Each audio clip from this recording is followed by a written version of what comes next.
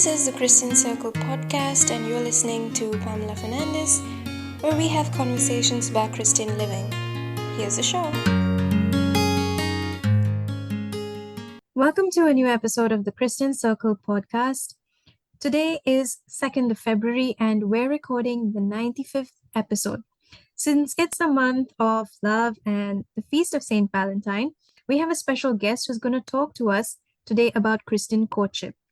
So let me welcome Father Thomas Morrow, who's going to talk to us today about this subject. So Father, introduce yourself. Tell us a little bit about yourself and your ministry. Okay, so I've been ordained for 40 years. I was ordained in 1982. I worked a lot with young single Catholics, and in fact, I usually go on a vacation every winter with a bunch of single Catholics. And I have been talking about this area of Christian courtship since about 1991, 92, and had a book written and published in 2003, I think it was. Yeah. And then it got re-released that was originally published by a Sunday Visitor, re-released by Sophia Institute Press, and it's been out on the market for several years.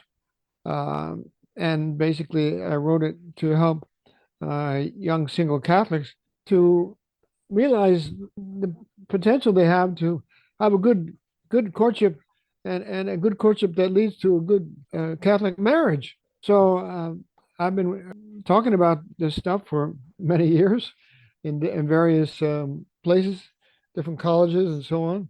But I think we need to help young people to realize that they do have the potential to have a truly Christian courtship and more importantly, a holy Catholic marriage.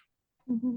So I actually found your book on Amazon, Christian Courtship in a Godless World. And Yeah. and the book has so many reviews, so many people saying that this should be actually recommended reading in all of our catechisms for our teenagers and young adults.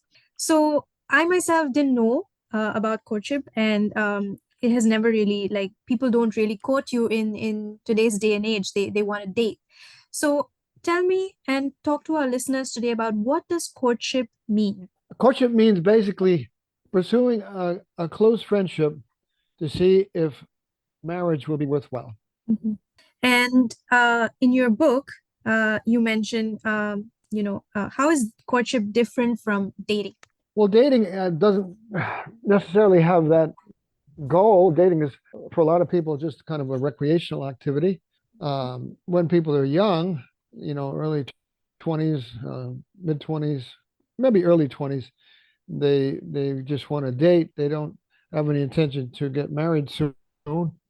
But I think that doesn't lead to anything, and it kind of degrades the whole relationship because when you go out with somebody on a date, it should have a purpose, Mhm. and it should be just more than recreation. Mhm. Mhm. So you mentioned that there are four loves basically in your book. So Right. what are these four loves? What are the meanings of these loves basically?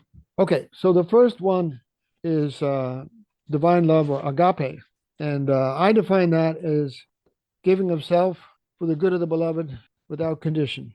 Mhm. And that's the love that Jesus spoke of in Scripture. And the Greek word for that, of course, is agape or agapao. Uh, and so that's the most fundamental love. And that's the love that we need to have for God and for other people in order to be saved. And this is the way God loves us. He's concerned for our good. No matter what we do, no matter how much we sin or whatever, God wants to promote our good. And He's willing to take us back if we turn from Him because He loves in this way, and it's unconditional. It's unconditional. I'm going to love you. I'm going to work for your good, no matter what you do. And so a husband should be able to say that to his wife, and no matter how many struggles we have, I'm always going to work for your good, and because I've committed to that on our wedding day. So that's the first and most important love. And the conjugal love is agape with the condition for permanence. exclusiveness. It's public and it's fruitful. So that's conjugal love, conjugal agape, I suppose you could say. Okay. So the next real love is friendship, and that's very important in marriage to have a good friendship. So couples need to do the things that build friendship, do things together, go on dates before and after marriage. After marriage, we have to beg people to go on dates. Before marriage, we have to beg them to not go on so many dates. So so they need to understand that friendship is something you build, and friendship lasts a long time in marriage. And that's the most important human loves, agape being divine, and then affection is extremely important today because it's been co-opted by a lot of people to be an intro to Mhm. sexual activity, Mhm. but it's not. It's a beautiful love in itself, and it's a way of tenderness, gentle caring for someone, expressed by a hug or a tender kiss on the lips or on the cheek or on the forehead, tender smile, a gentle touch, whatever. And everybody needs affection. Mhm. And couples that uh, have sex before marriage, they very often are not able, or at least not inspired, to share affection in their marriage, which is Mhm. very, that's a poverty Mhm. because affection is a beautiful language of love in itself. And I have to encourage couples when I work with couples to say, ask them, do you hug each other? How Mhm. many times do you hug each other each day? Mhm. Uh, One guy, he went off to a marriage enrichment program, Mhm. and he came back, and I said, what did they tell you? He said, well, the main thing they told us was we need to hug our wives 5 times a day at least. Wow. So now one young man, after we had a seminar on Christian dating, Mhm. he said, Father, so you spoke about this. How should I tell my sweetheart good night? Mhm. I told him, well, you put your hand to her face and move slowly, ever so slowly, gently kiss her once or twice, then give her a big hug, a slow hug, pressing your cheek against hers, feeling the warmth as a way of proclaiming your real warm feelings for her. Mhm. Then perhaps say something nice, such as, you are so precious to me. Put your hand to her face again and say good night. Kiss her once more, slowly, tenderly, as if you fear she might break if you aren't Mhm. careful. The guy said, "Not bad, Father. Not bad." I said, "Well, it's been a while." I dated from the time I graduated. Well, before I graduated from college, Mhm. until I was 33 years old, and then Mhm. at age 34, I went into Mhm. seminary. So everybody Okay. should be happy to know that I did all my dating before I went into the seminary. Uh, okay, so now women need to ask for what they want Mhm. gently, sweetly, but women need to tell men what they like and what they don't like. Sometimes they're afraid to do that, Mhm. and it's important in courtship. It's also important in marriage. Mhm. So they need to tell men if they do something right.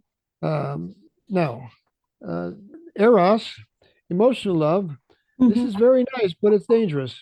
Eros is a desire for the good, the true, and the beautiful, Mhm. as Plato taught. John Mhm. Paul II quoted Plato in his Theology of the Body. Mhm. So it means a desire for this, a strong desire for the good, the true, and the beautiful in the other person. So it's more noble than just seeking sex, but it's still selfish. It Mhm. can be selfish. We can just be pursuing our own satisfaction with eros. And by the way, Freud thought eros was sex, and Mhm. it's not. Not according to the Greeks, anyway. So it's a rational desire for intimacy with a person who is good, true, and beautiful.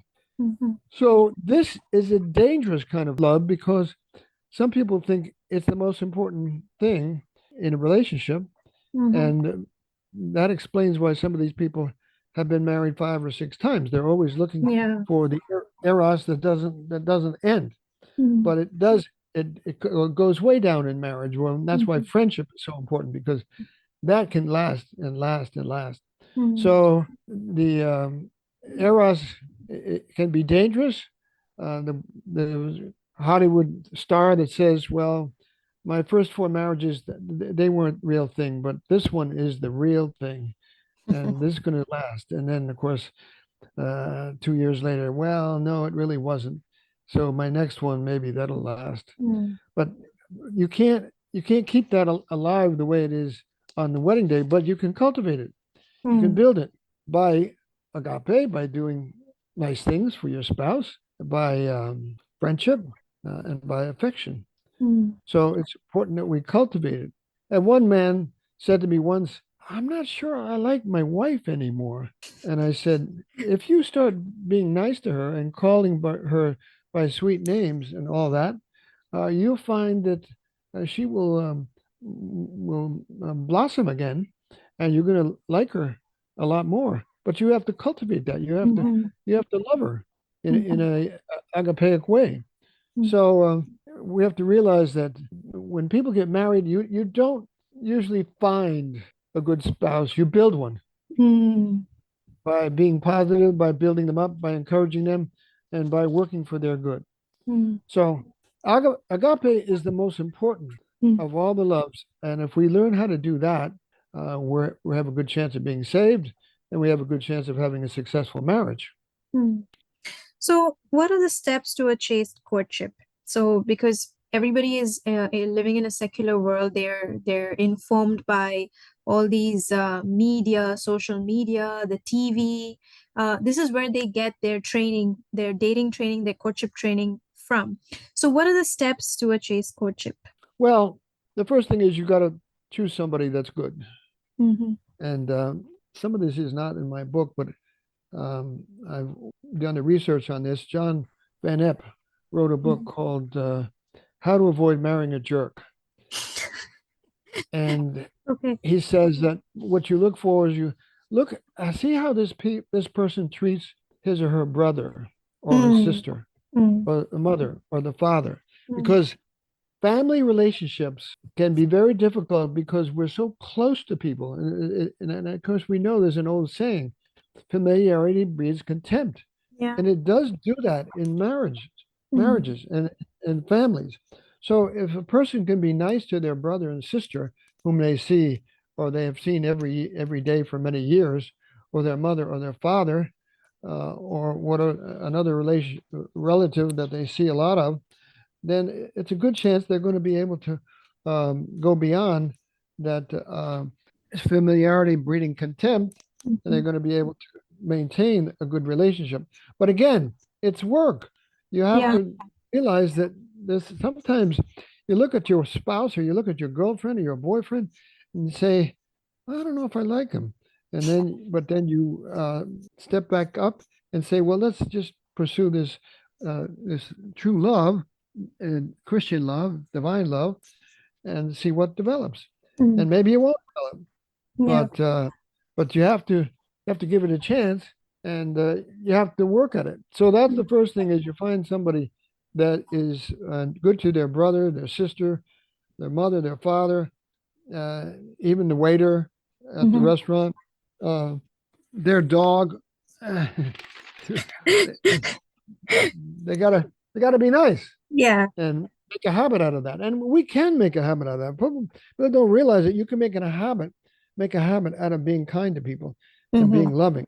Mm-hmm. And that's what we call that a virtue. Yeah. So we can develop the virtues, and we need all the virtues to Yeah. get into the kingdom. So the first thing is to find someone that is good to their family, good to their friends, good to other people. And secondly, is somebody that's going to help you get to heaven, Yeah. because that's what we're here for, Mm. is to make kingdom. So you got to find someone, insist on finding someone that's going to help you in that journey, because Mm. that's the most important journey that you'll ever take. Yeah. So those are two of the fundamentals. If somebody wants to go too far and be unchaste, Mm-hmm. well, you have to stay away from them. Just Mm. say, we're not in the same chapter. We're not in the same book. Mm. Uh, and you have to be strong enough to do that. Yeah. One girl, a beautiful girl, uh, she was dating a guy, and he seemed like a really good Catholic. Mm-hmm. He's going to mass every day and all this stuff. And after 6 months, and then she said to herself, "This is good. This guy is, going to church, going to mass, communion, whatever. Mm-hmm. He should be good. He should be into chastity." Mm-hmm. So after 6 months, he said, "Well, I think it's time we had sex." Mm-hmm. And she said, "Well, we're not going to have sex." Mm-hmm. And he said, "Well, if we're not going to have sex, we're going to break up." And she said, "Okay, if that's the case, we're going to break up." Mm-hmm. And she really liked him. She broke up with him and was going along okay. 6 months later, he comes back and says, "I have a phony. I was a hypocrite. Mm-hmm. Can we can we date again?" She said, "Well, let me think about it." But eventually, she agreed to date him again, and Mm-hmm. things went very well. Mm-hmm. So, women and men both have to be strong enough to say, Yeah. "Why are you? If you want to love me, Mm-hmm. you want to be concerned for my salvation. Yeah. Yeah. So why would you insist on something that will Mm-hmm. ruin my salvation? Mm-hmm. Yeah. This is something I don't want." Mm-hmm. So, they, in the early church, the people had to be ready for martyrdom. And nowadays, all we have to do is break up with our girlfriend or boyfriend. And that's not quite as bad as martyrdom, Yeah. but it brings about good results. So those are your steps. And I want to say, you keep saying that, they should be good people, but there are a lot of people who pretend to be good people, and there's only so That, much time you're spending in courtship. Like you're not spending all day, or you're not really able to watch them as closely. So how do you know that someone is not pretending? There are a lot of pretend Christians. There are a lot of pretend Catholics who put on a good show. So how would you really know? that's a good question because we've had some women dating guys. In fact, one comes to mind that she was dating a guy. He would go to mass with her. He would go to adoration with her. Um, but and they, I think they only dated less than a year, which is Mm-hmm.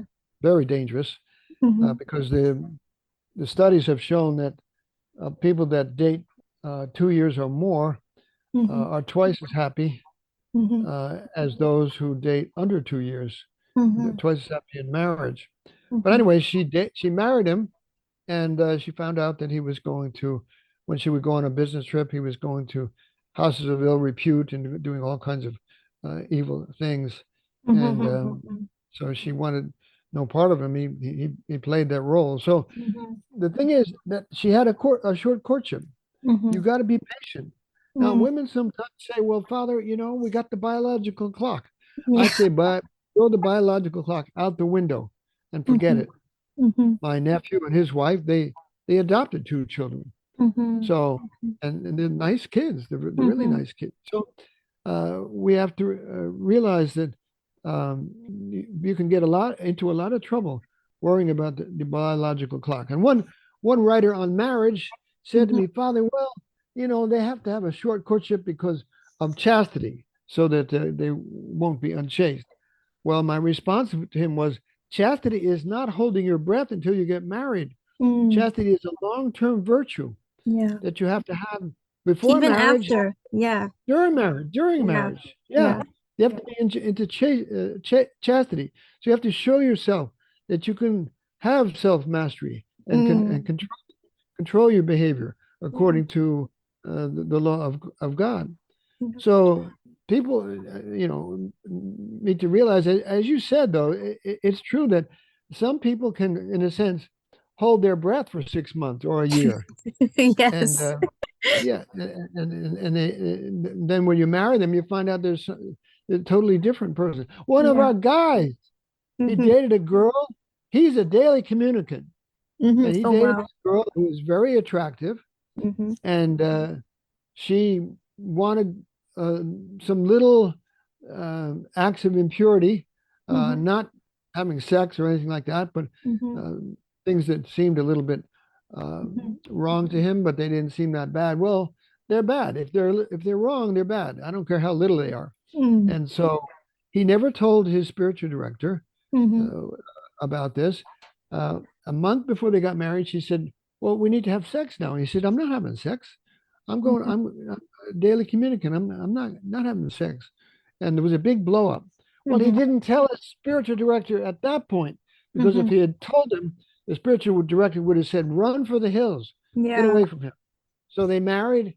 And after a year or two, she wanted to have an open marriage and all this other Oh stuff. It my was gosh. crazy, just crazy. And this guy, so they ended up splitting up. It was very sad. Mhm. So the point you make is good, and that is, see, people can hide what Mhm. their true nature is Mhm. for several months, but I'd say for doing it for 2 years is pretty hard. And if Mhm. you're dating someone and you're not sure Mhm. how strict they are, how strong they are in the faith, ask their brother, ask their sister, Mhm. ask their Mhm. friends. You Mhm. know, is this is the way he always acts, or Mhm. what do you think? What do you think? You know, Mhm. because I really want a good, strong Catholic Mhm. to help me get to the kingdom.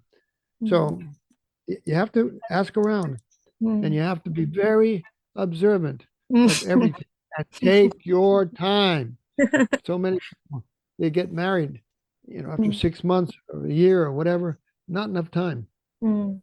So By in the way, the number of 2 years is not my number. It's okay. they did a study at K State, and Okay. this is what they came up with. Okay. So that was going to be my next question. Is 2 years the cutoff? Is that the minimum? It's not my number. It was they came up with that at K State when they did a research on Okay. marriage. And Okay. I do say in my book that if Mm-hmm. people are going to mass every day, they could Mm-hmm. probably do it in 18 months. But I wouldn't Okay. say any less than that ever. Okay. And because this is so important that you Yeah. get it right. And Mm-hmm. you find, as you said just a minute ago, that some people are just hiding the Mm. way they really are, and they're Yeah. pretending to be a good Catholic. Mm-hmm. But this is applicable maybe now to today's day and age because I remember during my parents' time, like all of the people who of that generation, including my parents, like they had very short courtships. In fact, my father always said, "I saw your mom like 5 days before the wedding." So, it was always like arranged marriages and short courtships back then, but that's not applicable to today's day and age, right? No, no. And some of those arranged marriages, Hmm. they did very well. They Yes, didn't expect they as much did. as we expect today. Yeah, yeah. Some of our expectations are too high. I Uh, know. I'd say people keep your standards high and your Mhm. expectations not quite so high. Yeah. So my parents were actually married like 35 years until my dad passed away. So for those whose vocation is marriage, how should they spend their time single? Well, okay. When you're single, you have more time than you will ever have in the rest for your whole life to spend time with God. Mm, So, if I were single today, I would certainly. You have to move into the prayer life and the spirituality slowly. mm, Don't, you don't try to do it overnight. One guy heard me give a talk on this, and he started going to mass every day. The next day, praying the rosary, spending time before the Blessed Sacrament, and he hadn't been doing that, mm. and he fell back because you can't do this overnight. You have to Yeah. move into it gradually. But I would work on the prayer life, Mm-hmm. uh, certainly praying like the rosary, Mm-hmm. spending time before the Blessed Sacrament, Mm-hmm. so important, and then work your way up to the Mm, source and summit of the Christian life, namely to mm, go to Mass every Sunday. mm. I'm sorry, Every day. every day. Yeah, because I used to see people doing that, and I say, "Yeah, I'd like to do that someday." Mm. And finally, when I was early 30s, Mm-hmm. it hit me that I should go to Mass every day, and I started. And I said, Lord, if this doesn't kill me, getting up for 7 o'clock Mass every day, uh, and in the first 3 months, I'm going to keep it going. Mm. So after 3 weeks, I felt better getting up Yeah. early, getting Mm. less sleep. Mm. So I've been going to Mass every day ever since. That was, I think, 1970 something, Mm-hmm. 76, whatever. So I've been going to Mass every day ever since. And of course, it's a lot easier for me to go to Mass now than it was back then. Mm. Mm. So, should people be going on retreats or should they be doing, a lot of women, especially, they will get frustrated with all of this, the time and then not finding somebody. Are you saying just focus on your prayer life and everything else, like God says, will be added unto you? Yeah, but I mean, God helps those who help themselves. Mm-hmm. So I have encouraged a lot of people to go on Catholic Match and Mm-hmm. to meet someone there, but to write your profile Mm-hmm. very carefully, saying, Mm-hmm. I don't want to struggle with the issue of chastity in a courtship. Mm-hmm. I don't want to struggle with somebody who doesn't go to church. Mm-hmm. I don't want someone who's going to, not do things right. Mm-hmm. Uh, so I, I just don't want to fight that battle Yeah. anymore. Mm-hmm. And if they put that in their profile and say, and I also want somebody that's going to live humanae vitae in marriage Okay. and Yeah.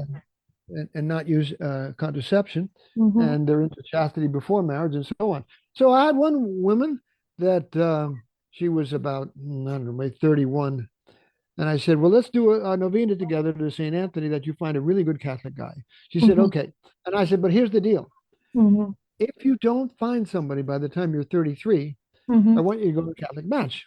She said, Mm-hmm. I'll never do Catholic Match.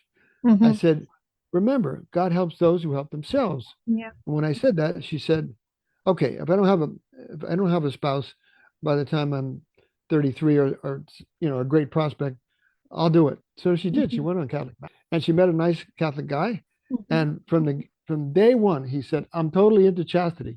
I'm not going to Mm-hmm. harass you or anything about chastity.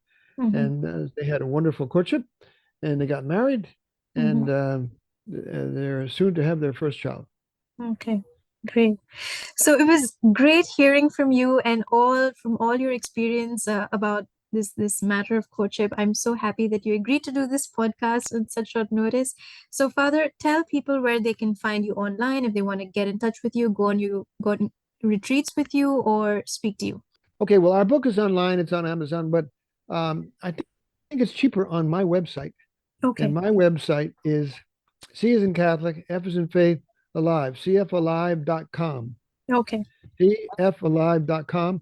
And I think our book is something like $6 or $7 or $8 cheaper on our website Oh, okay. than it is on Amazon. Okay. Okay. Great. And if people want to get in touch with you, They can email me. A lot of people have read the book and have emailed me. okay. My email is in the back of Okay. the book. Okay. But if they want to contact me or to come and actually, I did a talk